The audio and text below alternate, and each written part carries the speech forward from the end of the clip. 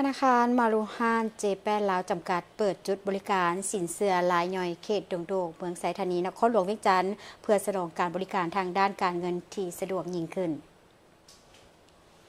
พิธีเปิดจุดบริการสินเชื่อรายย่อยเขตดงโดกของธนาคารมารูฮานเจแปนลาวจัดขึ้นในวันที่ 5 พฤษภาคม 2026 โดยมีปริญญาเอกคำวิไลกาดอุดมห้องหัวหน้ากรมคุ้มครองธนาคารธุรกิจทานอามานาตจานาด้านผู้อำนวยการใหญ่ธนาคารมารูฮานเจแปนลาวจำกัดมีผู้ตักหน้าจากกองทุนส่งเสริมจุลวิสาหกิจขนาดน้อยและกลางสภาการค้าและอุตสาหกรรมแห่งชาติลาวพร้อมด้วยลูกค้าเข้าร่วม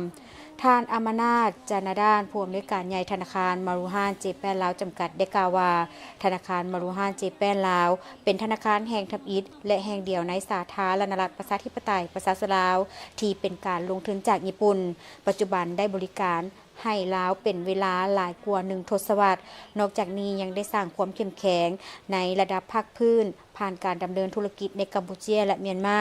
โดยยึดมั่นในความมุ่งหวังที่จะให้บริการที่ดีเลิศนำใช้นวัตกรรมที่ทันสมัยและความซื่อสัตย์การเปิดหน่วยบริการขายขนาดน้อยมินิเชลออฟฟิศนี้จะแสดงให้เห็นถึงความมุ่งมั่นอย่างต่อเนื่องของธนาคารในการปรับปรุงการเข้าถึงและในสายการแก้ไขทางด้านการเงินที่เหมาะสมศูนย์แห่งนี้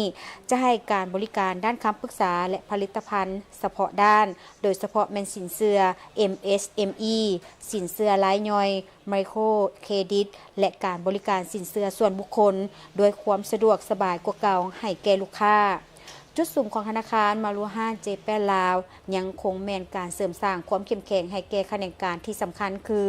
กสิกรรมเลี้ยงสัตว์และการท่องเที่ยวเพื่อสุขยุการเติบโตแบบยืนยงและการเข้าถึงแหล่งทุนอย่างทั่วถึงในสาธารณรัฐประชาธิปไตยประชาชนลาว